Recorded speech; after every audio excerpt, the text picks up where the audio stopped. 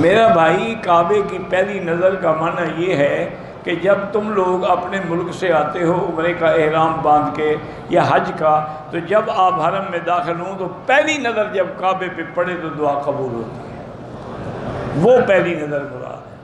اللہم زد بیتک ھذا تشریفا و تکریما و تعظیما و محابتا و برا و تقوا، زد من کرمہ و عظمہ من شرفہ و حجہ و اعتمرہ۔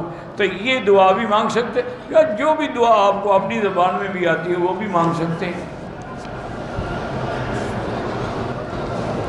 اگر ایک آدمی نے عمرہ کیا ہے، طواف کر لیا، صفا مروہ دوڑ لی، ابھی حلق نہیں کرایا، دوسرا نفلی طواف کر سکتا ہے، لیکن افضل یہی ہے کہ ایک کام کو پہلے پورا کرے۔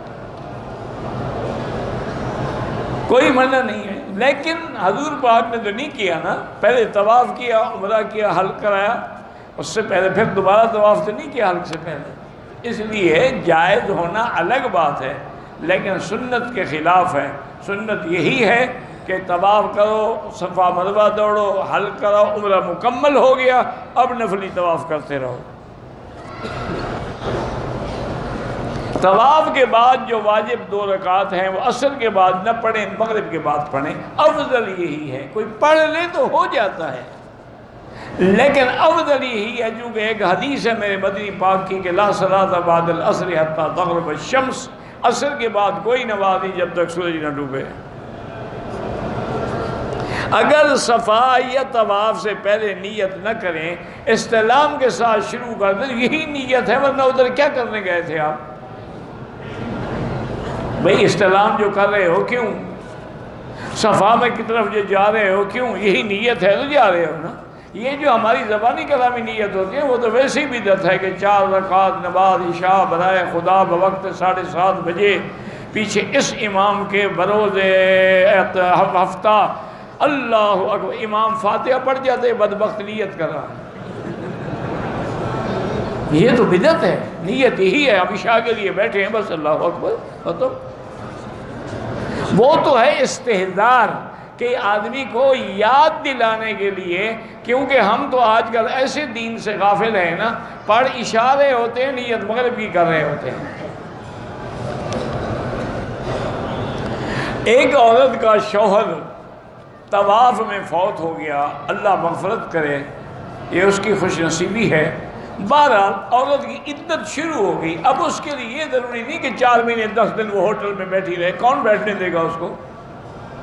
قانون ہے، ویزا ہے، مدت ہے، ٹکٹ ہے، وہ تو ختم ہو جائے واپس، لیکن عدت اس کی شروع ہو گئی۔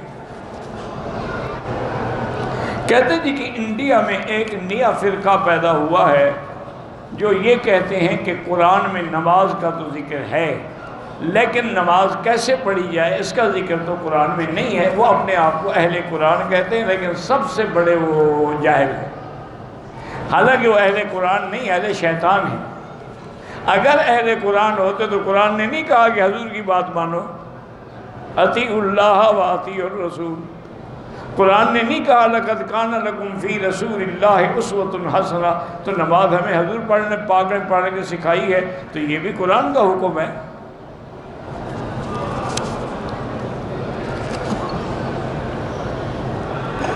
مجھے پیشاب کے قطرے آتے ہیں، میرا بھائی گزارش یہ ہے، بیماری ہوتی ہے، تکلیف ہوتی ہے، انسان ہے، تو اس کا حل شریعت نے یہ بتایا ہے کہ مثلاً تم نے مغرب کی نماز کے لیے جو وضو کیا ہے نا، اب چاہے وہ قطرے آتے بھی رہیں، عشاء تک وہی وضو کافی ہے۔ نماز پڑھو، طواف کرو، نفل پڑھو، قرآن پڑھو، اور عشاء کے لیے پھر نیا وضو کرو، اور قطروں سے بچنے کے لیے نیچے انڈر ویئر یا کوئی ایسی چیز رکھیں تاکہ کوئی قطرہ مسجد میں یا حرم میں یا کسی جگہ نہ گرے۔ اور آج کل تو کوئی مشکل ہی نہیں ہے، وہ پیمپر مل جاتے ہیں، وہ باندھ لے۔